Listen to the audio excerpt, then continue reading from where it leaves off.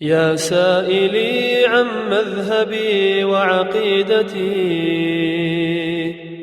رزق الهدى من للهداية يسأل اسمع كلام محقق في قوله لا ينثني عنه ولا يتبدل.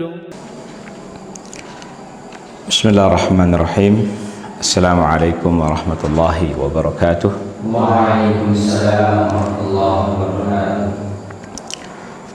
الحمد لله رب العالمين والعاقبة للمتقين ولا عدوان إلا على الظالمين وأشهد أن لا إله إلا الله وحده لا شريك له وأشهد أن محمدا عبده ورسوله صلى الله عليه وسلم. أما بعد أحبتي في الله رحمني رحمكم الله. Insyaallah pada malam hari ini merupakan malam kedua kita melanjutkan pelajaran kita, kajian kita pada kitab Lamiyah Syekhul Islam Ibnu Taimiyah rahimahullahu taala. Pada malam hari ini kita akan bahas bait yang kedua, yaitu perkataan Syekhul Islam, isma' kalama muhaqqiqin fi qawlihi la yanthani anhu wa la yatabaddalu.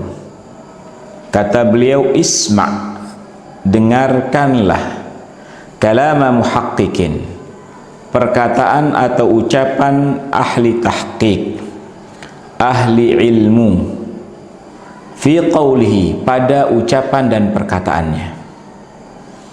La yansani anhu wa la yatabaddalu, di mana ia tidak akan pernah berpaling dan meninggalkan apa yang ia telah yakini.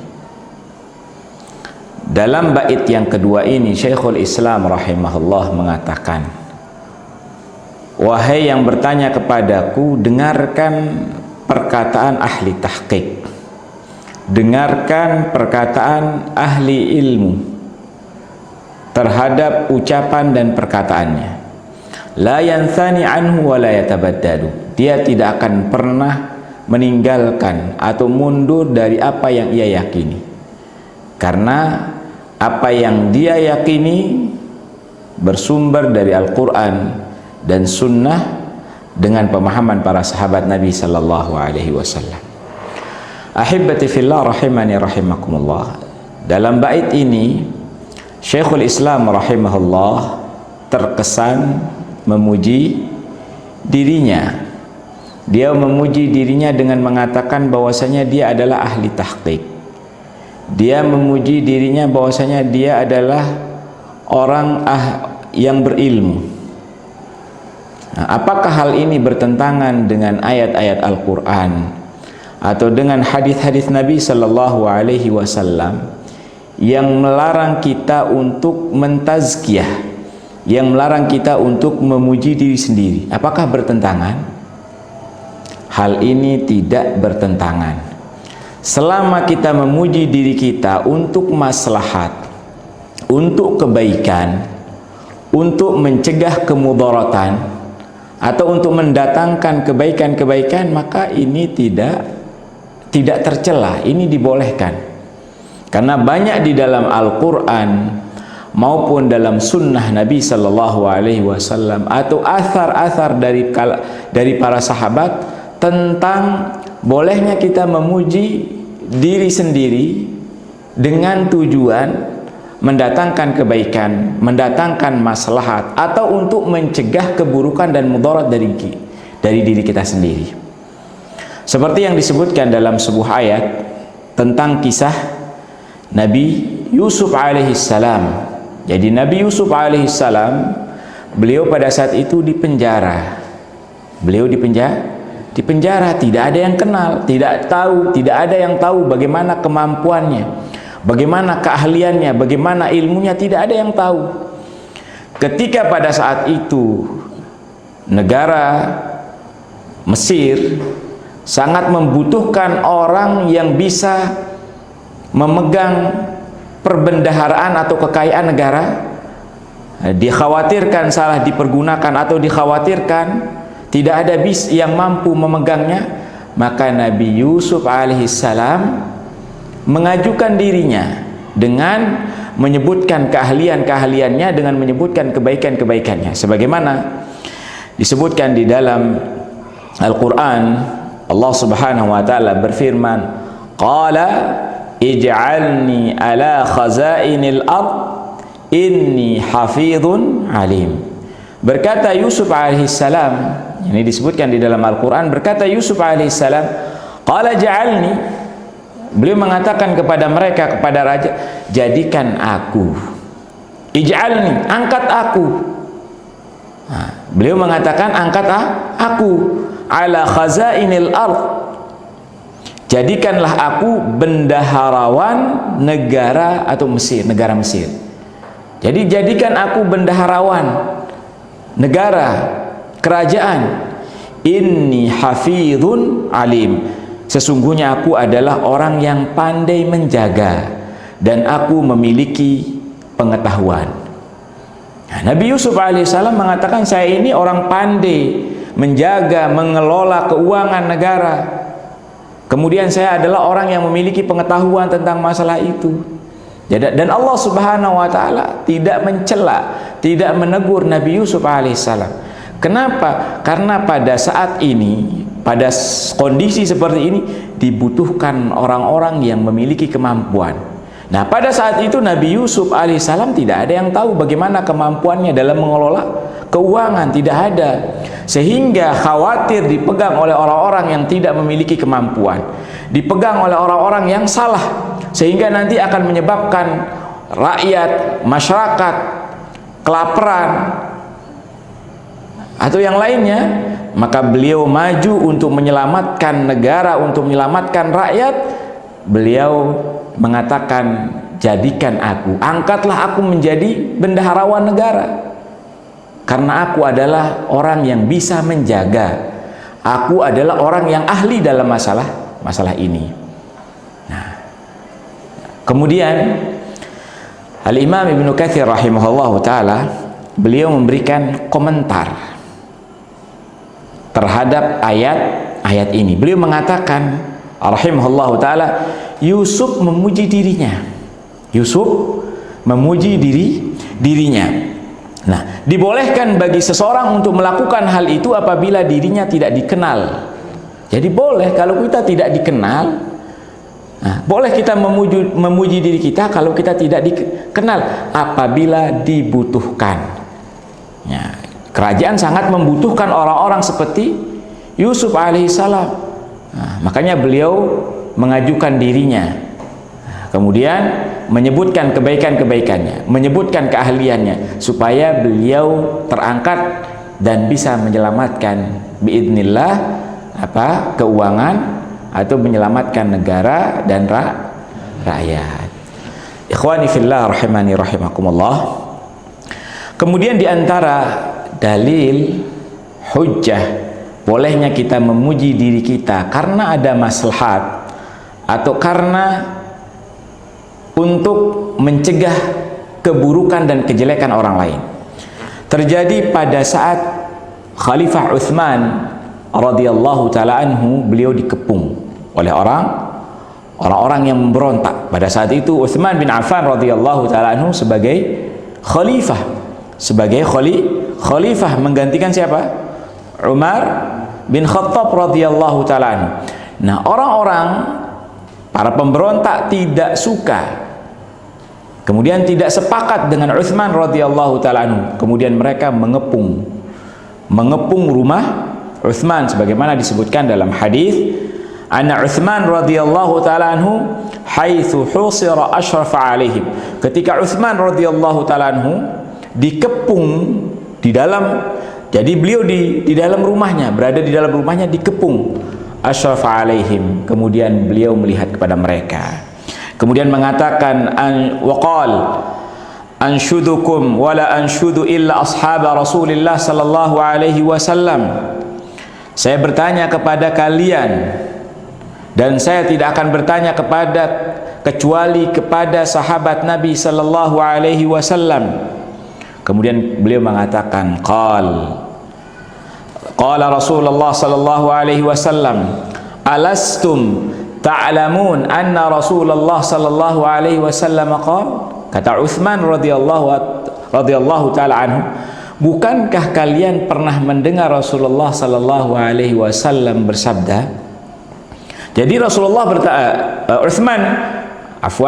Utsman setelah melihat mereka kemudian bertanya kepada mereka, alastum ta'lamun anna Rasulullah sallallahu alaihi wasallam qala, bukankah kalian pernah mendengarkan, mengetahui Rasulullah sallallahu alaihi wasallam bersabda, man hafara bi'ra rumah dakhalal jannah. Apa kata Rasulullah?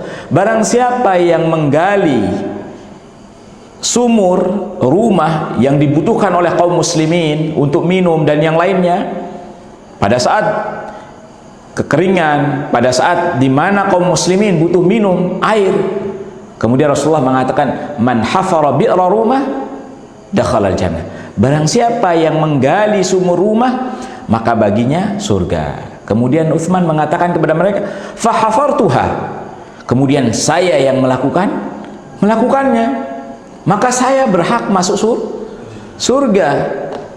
Kemudian kemudian Rasulullah sallallahu alaihi wasallam mengatakan, man jahaza jaishal usrah falahul jannah.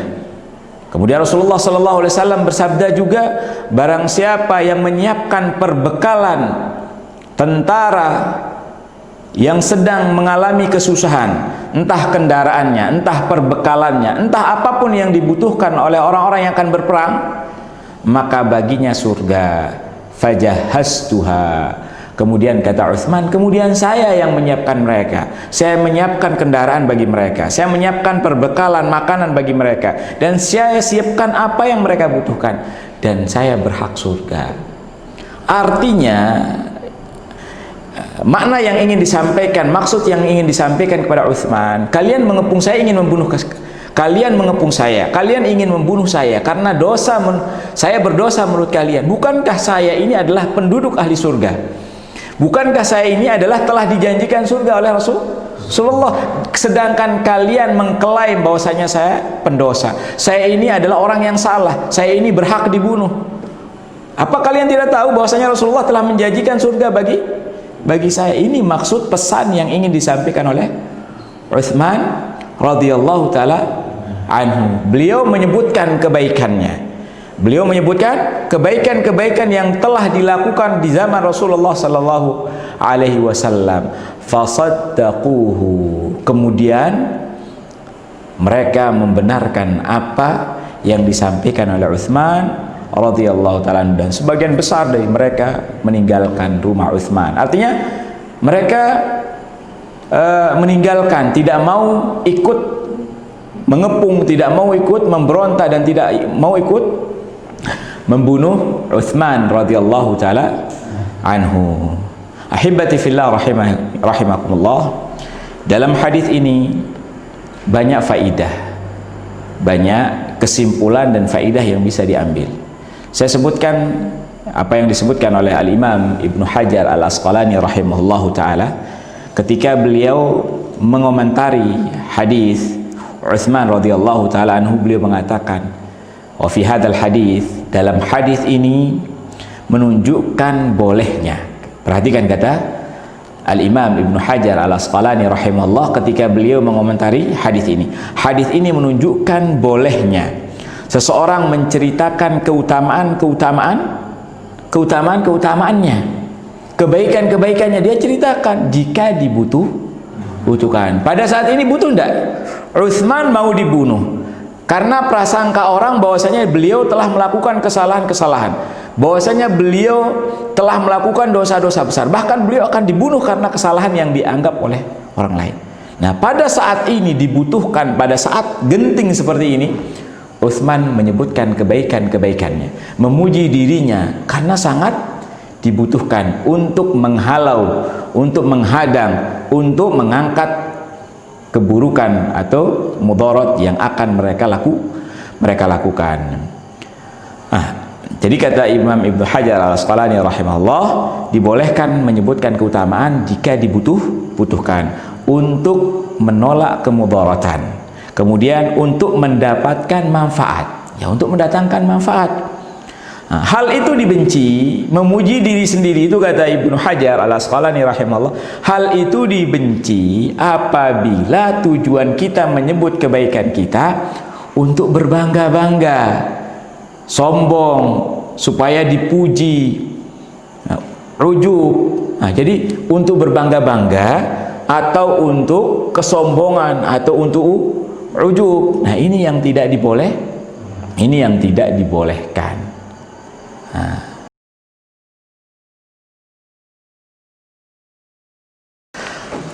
Kemudian dalil berikutnya tentang bolehnya kita memuji diri sendiri. Yang tadi pertama saya sebutkan dari Al-Quran, dalilnya dari Al-Quran, perkataan Yusuf alaihissalam.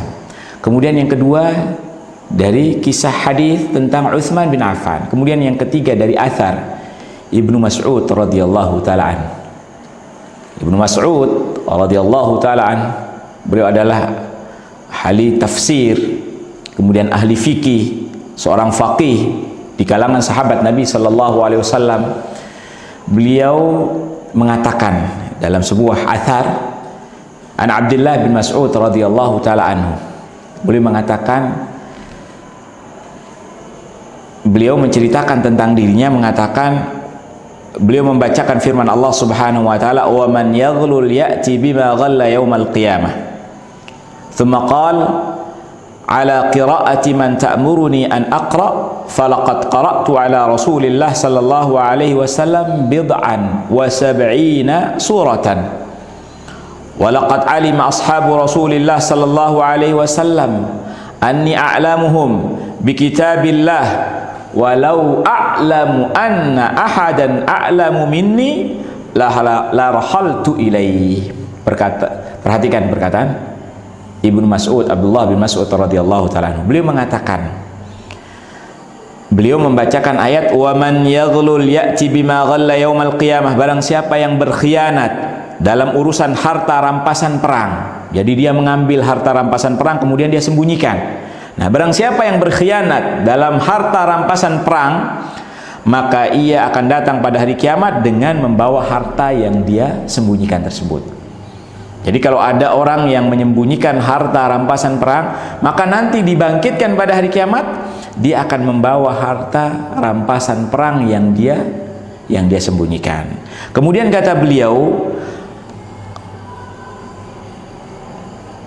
kalian memintaku membaca Al-Quran sesuai dengan qiraat siapa? Ala qiraati man ta'muruni an aqra. Kalian meminta saya membaca Al-Quran dengan qiraatnya siapa? Saya ini mengetahui banyak qiraat, kata Ibnu Mas'ud. Saya banyak mengetahui ilmu qiraat. Kalian ingin saya membaca Al-Quran dengan qiraatnya siapa? Kemudian beliau mengatakan, falaqad qara'tu ala Rasulillah sallallahu alaihi wasallam bid'an wa sab'ina surah, dan saya telah membaca di hadapan Rasulullah sallallahu alaihi wasallam lebih dari 70 surat. Lebih dari 70 surat.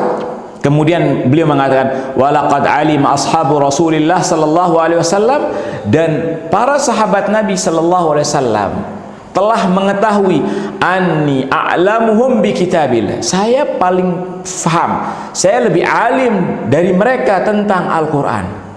Jadi sahabat Nabi sallallahu alaihi wasallam mengetahui bahwasanya saya ini adalah orang yang alim, yang paling alim di antara mereka dalam masalah Al-Quran.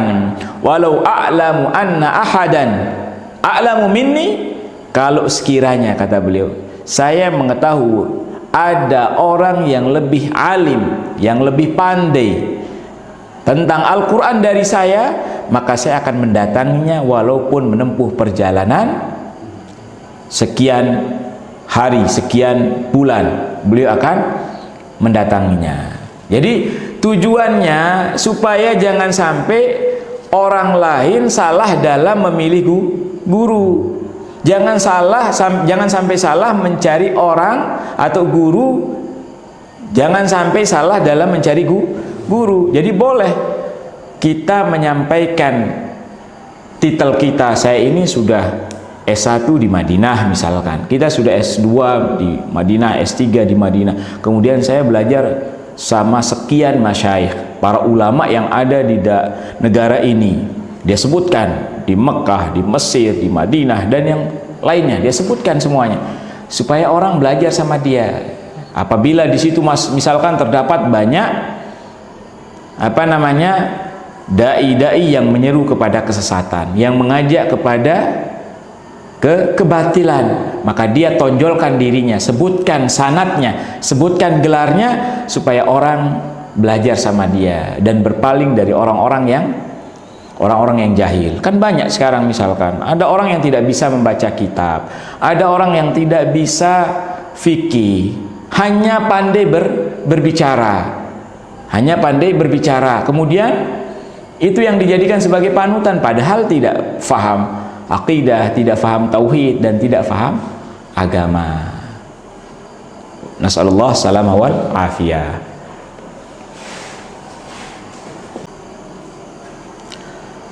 Ahibati fillah rahimani rahimakumullah.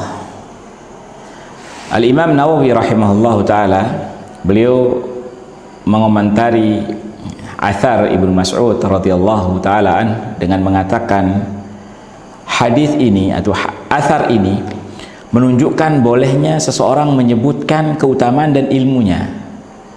Boleh menyebutkan keutamaan dan ilmunya atau yang lainnya ketika dibutuhkan. Jadi boleh jika dibutuhkan. Adapun memuji diri sendiri yang terlarang adalah yang tidak ada kebutuhan seperti untuk berbangga atau untuk kesombongan atau ujub. Ini tidak dibolehkan. Tapi kalau ada kebaikan di balik itu, maka dibolehkan. Seperti yang saya contohkan tadi, supaya orang jangan sampai belajar kepada orang-orang yang tidak jelas, supaya tidak belajar kepada orang-orang yang tidak memiliki sanad yang jelas, keilmuan yang jelas. Maka boleh kita menonjolkan diri kita dengan menyebutkan guru-guru kita, di mana kita belajar, gelar apa yang telah kita raih, supaya mereka mendekat. Oh, ini yang jelas ilmunya, oh ini yang jelas sanadnya, belajar kitab secara langsung. Kalau ini tidak jelas, kemana dia belajar, baca kitab pun tidak bisa. Nah, boleh ketika ingin ingin mengajarkan kebaikan kepada orang lain. Jangan sampai orang lain salah. Kalau kita mendiamkan mereka belajar kepada orang yang salah, sama artinya kita membiarkan mereka terjerumus dalam dosa dan kesalahan, atau menjerumuskan orang ke dalam api neraka. Maka kita selamatkan mereka supaya belajar sama kita dengan menyebutkan, oh belajar sama saya ini sudah belajar sama masyayikh, sudah belajar di negara ini. Dia sebutkan, saya sudah meraih gelar ini, gelar itu. Dibolehkan. Ahibati fillah rahimani rahimakumullah. Kemudian Syekhul Islam rahimahullah ta'ala mengatakan, la yanthani anhu wa la yatabaddalu. Saya adalah ahli tahqiq, ahli ilmu, orang yang berilmu, yang tidak akan pernah berpaling dan berpindah dari keyakinan dan kebenaran yang telah saya anut. Dan inilah yang seharusnya dilakukan oleh seorang ahlus sunnah wal jamaah, oleh seorang penuntut ilmu. Tidak boleh mudah tergoyah, tidak boleh mudah berpaling dari keyakinan yang dia anut, yang dia yakini, apalagi hanya ditukar dengan dunia, dengan kepentingan dunia, dengan alasan-alasan dunia. Dia tinggalkan kebaikan, dia tinggalkan kebenaran untuk mendapatkan dunia. Wal iyadu billah. Jadi Syekhul Islam rahimahullah mengatakan, peganglah, dengarkan perkataan saya tidak akan pernah berpaling dari kebenaran yang telah saya anut. Nah, ada sebuah kisah menceritakan tentang Al-Imam Malik rahimahullahu ta'ala. Ketika beliau keluar dari masjid, ada seorang pemuda yang membuntuti beliau, membelakangi beliau, ya, yang mengikuti beliau dari belakang. Kemudian beliau memberhentikan Imam Malik rahimahullah dan mengatakan, ya Abu Abdillah, wahai Abu Abdillah, maksudnya Imam Malik. Beliau mengatakan, isma' minni syai'an, dengar dariku sesuatu. Saya ingin menyampaikan hujjahku kepadamu. Dengarkan apa yang akan saya sampaikan, kemudian hujjah-hujjahku, dalil-dalilku saya akan sampaikan kepadamu. Kemudian kata Imam Malik rahimahullahu taala, fa in ghalabtani, lah kalau saya misalkan mendengarkan apa yang akan kamu sampaikan, pendapatmu, keyakinanmu, kalau seandainya kamu menang dari saya dalam debat, apa yang harus kamu lakukan? Apa yang harus saya lakukan? Qala in ghalabtuka ittaba'tani, kalau saya menang darimu, maka engkau harus mengikuti saya. Kemudian kata Imam Malik, kalau sebaliknya saya yang menang dari kamu dalam perdebatan ini, apa yang harus kamu lakukan? Saya yang akan mengikuti Anda. Faham? Jadi kalau Anda yang menang, saya yang akan mengikuti Anda. Kalau saya yang menang, Anda yang harus mengikuti saya. Lalu apa perkataan Imam Malik rahimahullahu ta'ala? Kalau sekiranya nanti tiba-tiba ada orang lain yang datang kepada kita, kemudian mengalahkan kita berdua, nah apa yang harus kita lakukan? Ya kita ikuti lagi, kita ikuti dia. Kemudian Imam Malik rahimahullah ta'ala mengatakan, ya Abdullah, wahai hamba Allah, sesungguhnya agama Allah ini satu. Bahwasanya Allah subhanahu wa ta'ala mengutus Nabi Muhammad sallallahu alaihi wasallam dengan agama yang satu, yaitu agama Islam, agama yang hak, tidak ada kebatilan di dalamnya. Dan saya melihat kamu ini adalah orang yang suka berpindah dari satu keyakinan yang lain karena suka debat. Jadi agama Allah ini satu, kebenaran ini satu. Dan saya melihat kamu ini adalah orang yang suka pindah-pindah agama, suka pindah keyakinan. Nanti debat dengan si fulan, kamu kalah, kamu ikuti yang itu. Nanti debat lagi dengan yang lain, terus sampai seterusnya. Jadi dia menjadikan agama itu sebagai bahan perdebatan, tidak boleh. Jadi jangan jadikan agama ini sebagai bahan perdebatan. Ini sesuatu yang tercela. Bahkan Al-Imam Umar bin Abdul Aziz rahimahullahu ta'ala, beliau mengatakan, man ja'ala dinahu gharadan lil khusumat, barang siapa yang menjadikan agamanya, keyakinannya, akidahnya sebagai bahan perdebatan, pertengkaran, debat sana sini, di mana-mana dia cari musuh untuk berdebat, dia lihat orang yang berselisih, dia debat, maka kata beliau, aktsar at-tanaqqul, maka orang ini akan sering dan banyak berpindah keyakinan. Jadi kalau suka berdebat, dia berdebat dengan ini, kalah dia ikut sini, nanti lagi berdebat dengan yang lain, dia kalah, dia pindah ke sini, dia berdebat lagi, terus dia akan banyak berpindah dari satu keyakinan kepada keyakinan yang lain. Wa hadza isnadun sahih, dan athar ini sanadnya sahih, wa rijaluhu thiqat, dan rijalnya, para rawinya adalah rawi yang thiqat. Ahibati fillah rahimani rahimakumullah, inilah beberapa penjelasan singkat, bait yang kedua dari Lamiyah Syekhul Islam rahimahullahu ta'ala. Semoga kita bisa mengambil faidahnya, mengambil manfaatnya. Kita cukupkan sampai di sini. Subhanakallahumma bihamdik, asyhadu an la ilaha illa anta, astaghfiruka wa atubu ilaik. Assalamualaikum warahmatullahi wabarakatuh.